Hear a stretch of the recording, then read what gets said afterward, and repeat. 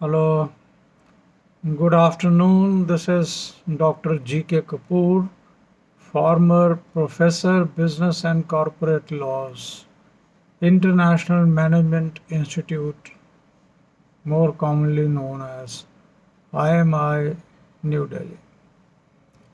Today, I am going to speak on the details about the force majeure clause. Those of you who would have watched my video recorded yesterday would have noted that though I did discuss about the force majeure clause, but that was very briefly. It requires a detailed discussion to understand it a little better. Force majeure clause means that where after the transaction having been made, something develops, certain new things come up, or the situation changes so that now the execution of the transaction becomes impossible.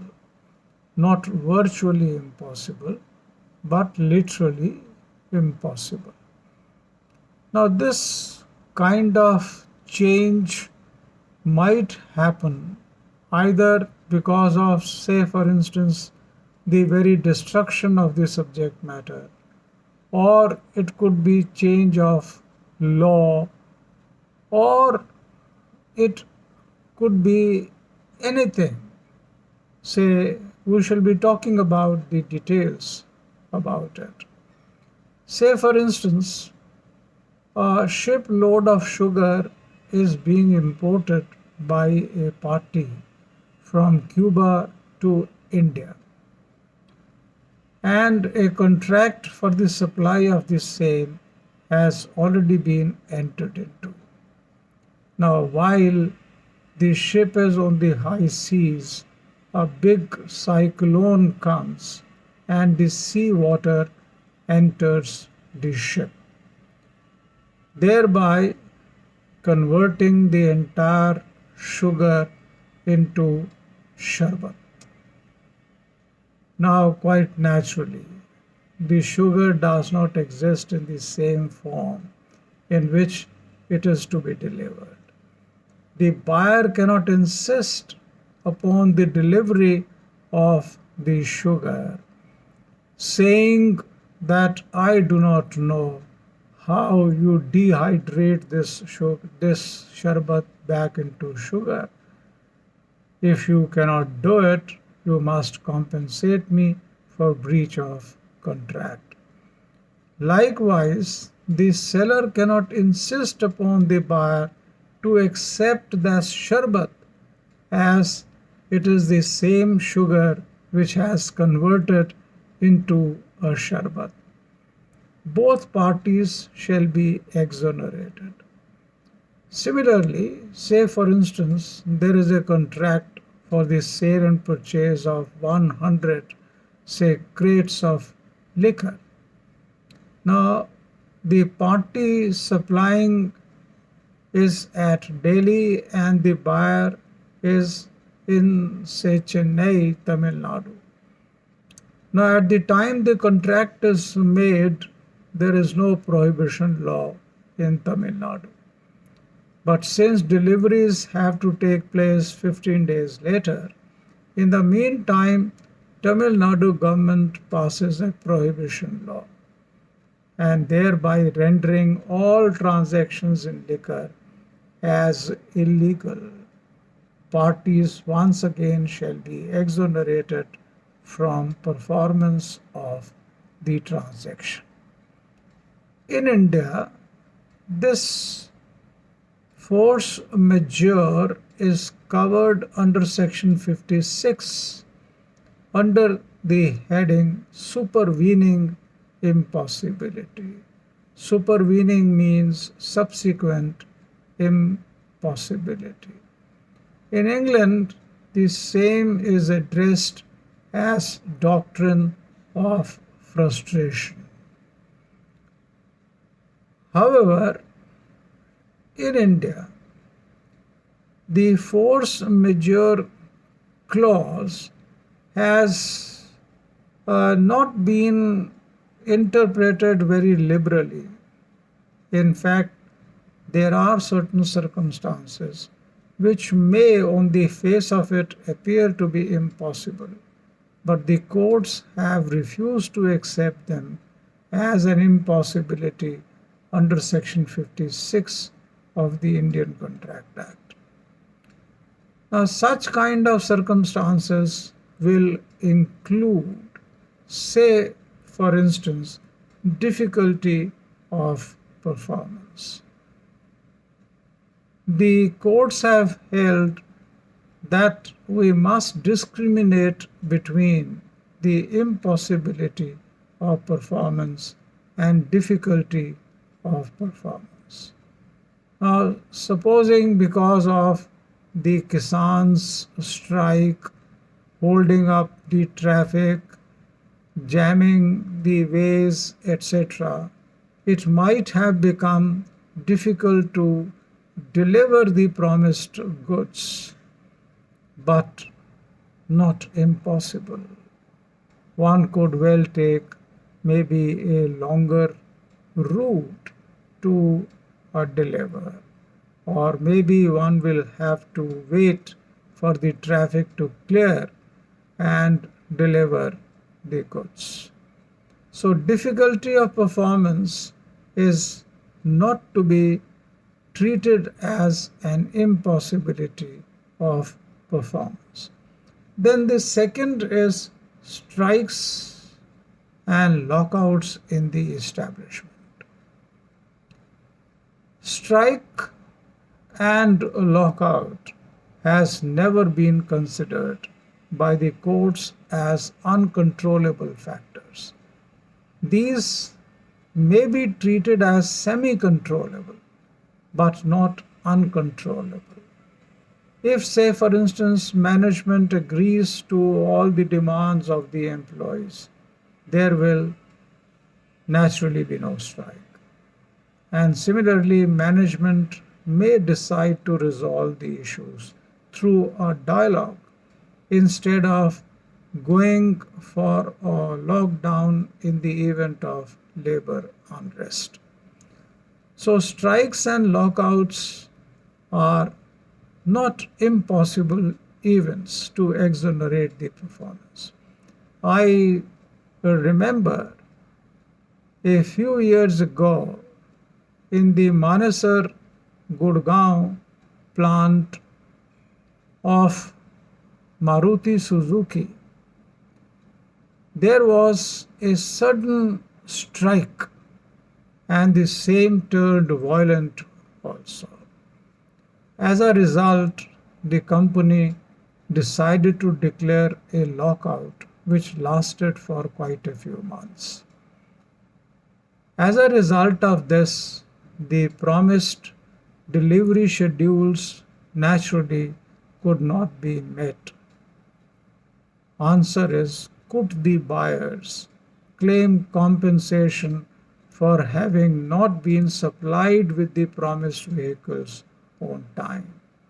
The answer will be yes, except if the Maruti Suzuki people in the agreement had very specifically provided for a clause that in the event of a strike or lockout in the establishment, the company will not be able to meet the deliveries as per the promised schedules.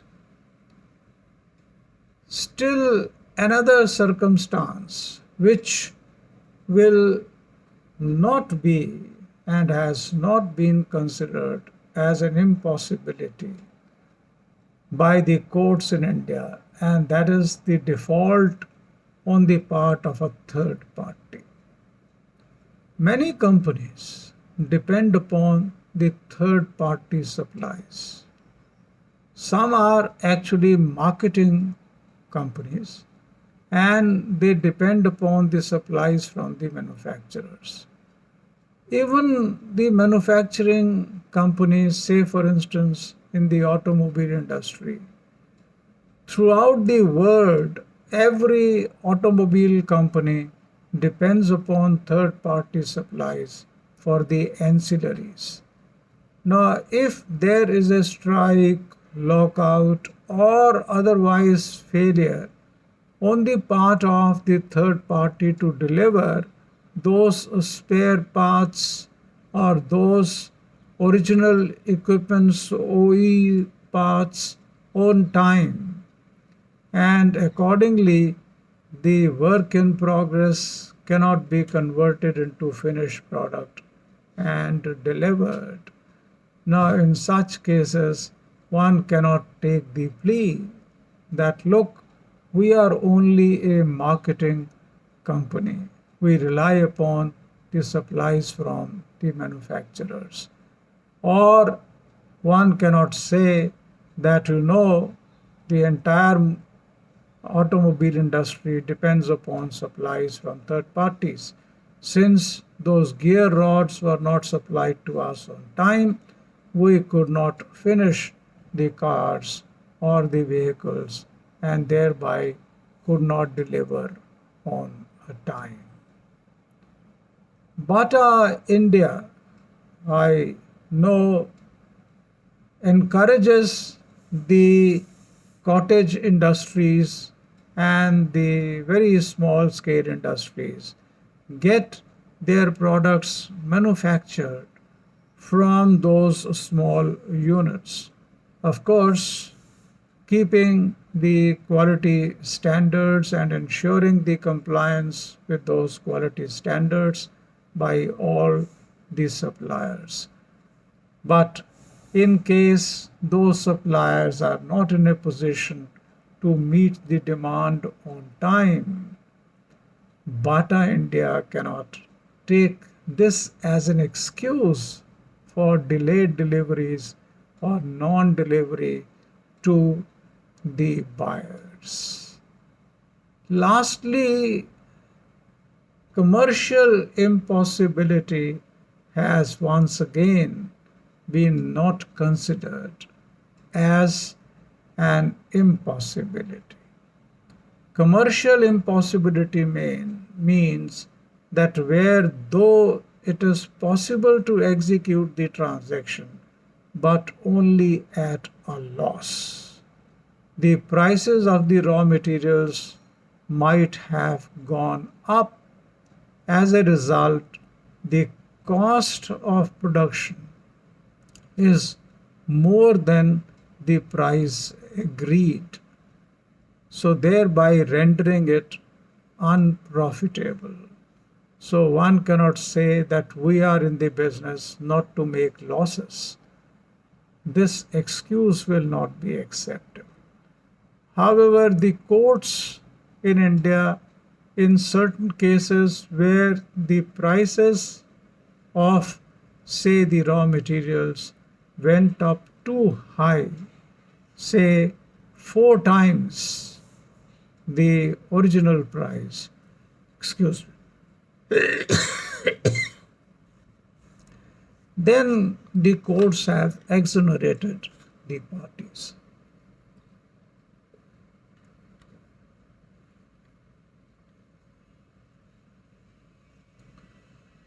But that will be the exceptional situations. Let me show you the PPTs on what I have talked about here to you.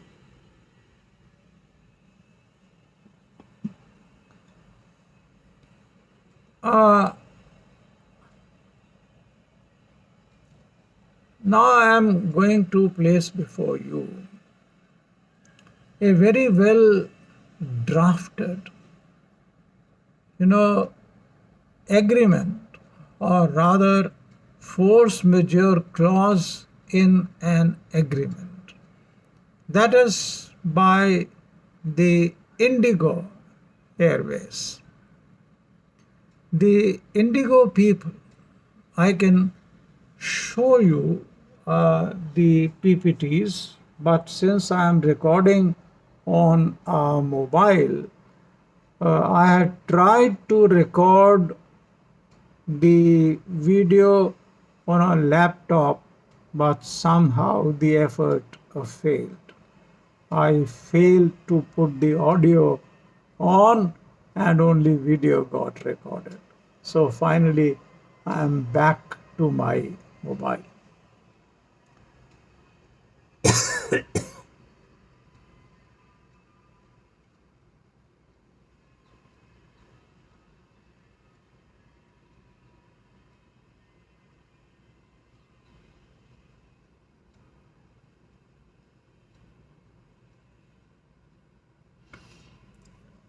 Let me read this out to you. Now, if you have recorded this, slides, you can happen to view it. You can take a photograph of it and watch it. I am going to read this before you and explain it. Now, Indigo's ticket earlier used to mention the terms and conditions upon which the flights were being booked. But since the bookings these days are more often than not the e-bookings, we do not anymore get those tickets comprising many pages. Now, these terms and conditions are available on the website of Indigo, and I have also shown you about the additional grounds which the Vistara people have added. So on Vistara's airlines website, once again these terms and conditions are available. The terms and conditions of Indigo Airlines is that this booking is governed by Indigo's fare rules and conditions of carriage, that are flight delays, reschedule, or cancellations. And then the details follow. It reads, at any time after a booking has been made, we may change our schedules and or cancel, terminate, divert, postpone, reschedule, or delay any flight where we reasonably consider this to be beyond or this to be justified by circumstances beyond our control, or for reasons of safety, or for commercial reasons. So please note that they have even included commercial reasons for cancellation of the flight. Alright, so if you have specifically included that, then in the event of the low bookings, the flight being not occupied enough to run it on a profitable basis, it might well cancel or delay a particular flight, and no compensation will be payable. Further, Indigo people have explained that what shall be considered as the circumstances beyond Indigo's control. And they said that these circumstances may include without limitation. That means there could be circumstances even beyond what are mentioned. Weather, air traffic control, mechanical failures, acts of terrorism, acts of nature, force majeure.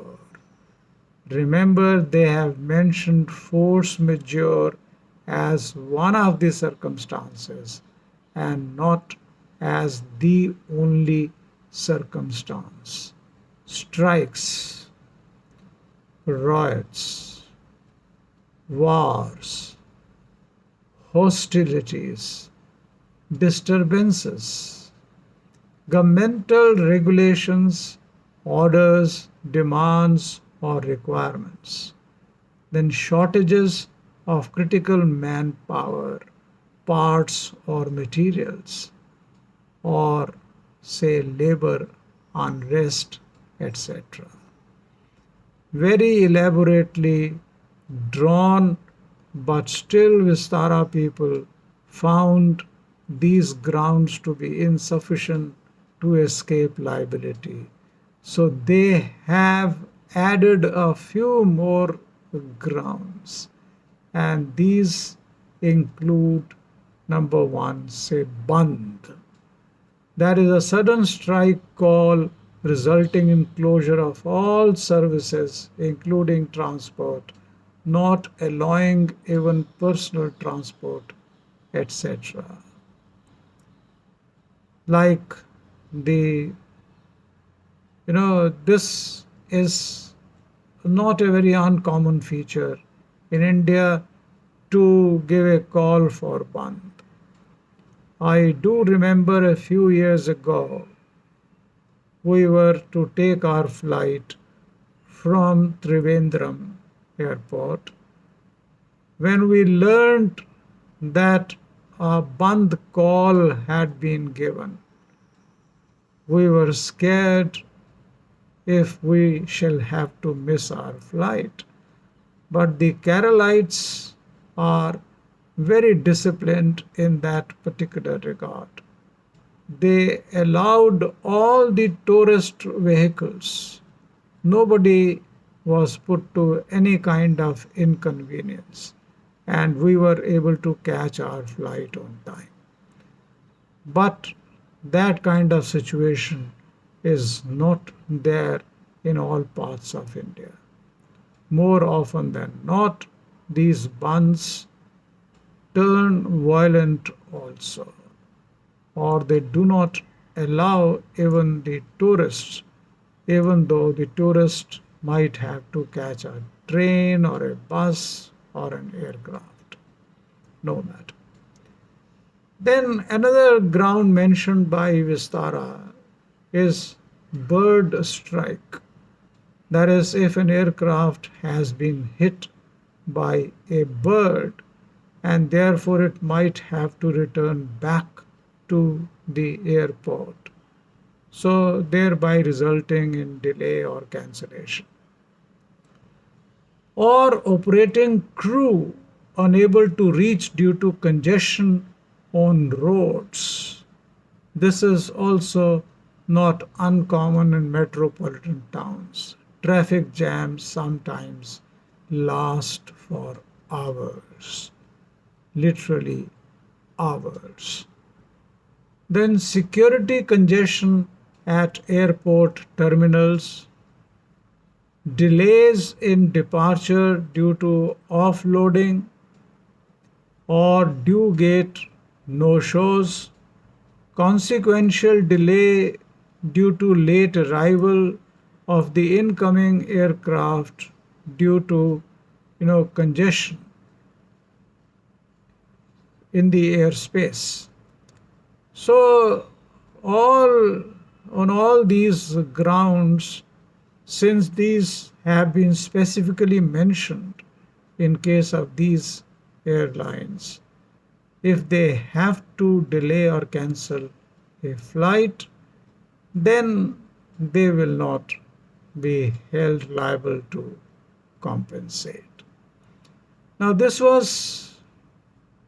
uh, this was an illustration with respect to the airlines. Likewise, these terms and conditions will have to be specific, relating to a particular business, a particular line of activity, or particular service industry.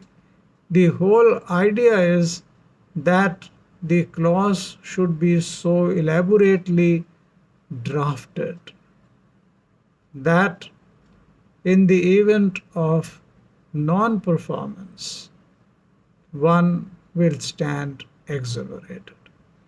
Now, in case of insurance companies, if you are buying an insurance policy, kindly do read the clauses in the fine prints very carefully, maybe with a magnifying glass.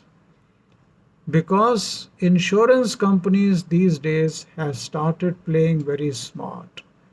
They exclude losses due to many events unless you seek the specific coverage of the same, for which they will charge you additional premium.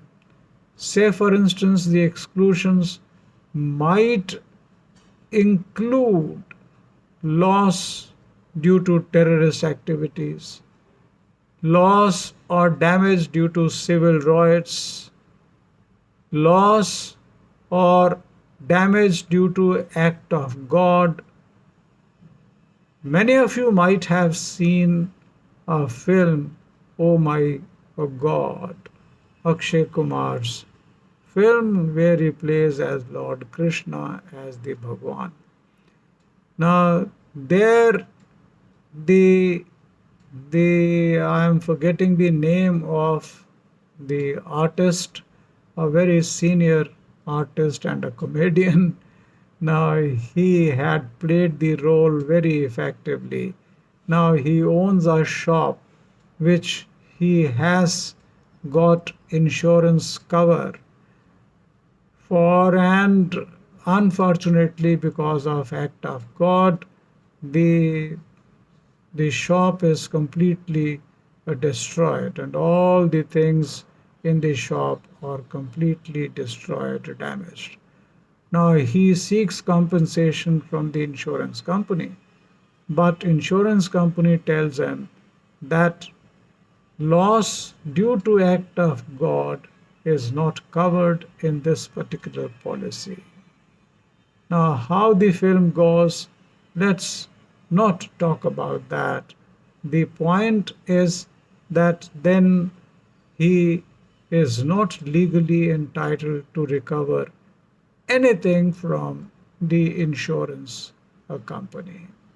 So be careful while you purchase an insurance policy. Read all the terms and conditions very carefully. I will, before I stop, I will like to narrate to you one of my experience.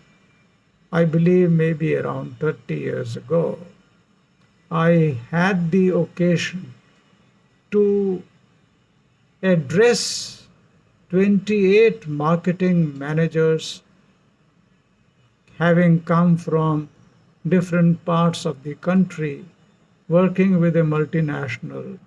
I am not going to name the company here. And my talk was on contract management. Before I went to deliver my talk, I had requested the HR manager to send me the already existing contract document.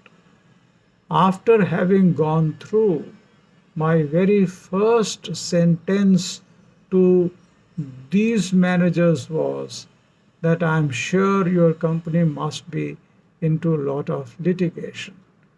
They said, that is all right, sir, but how do you know that? I said, your contract document speaks about it, because they had excluded their liability on force majeure basis. There was a clause to that effect, but force majeure having not been elaborated sufficiently. So please, if you are drafting any agreement, any contract, do remember to add not only the clause relating to arbitration, but also relating to force majeure, and the clause relating to force majeure must be sufficiently detailed one. Thank you very much for watching this video. I shall now be covering in the next few videos the specific provisions of the Indian Contract Act, starting with what is a contract itself. Thank you once again.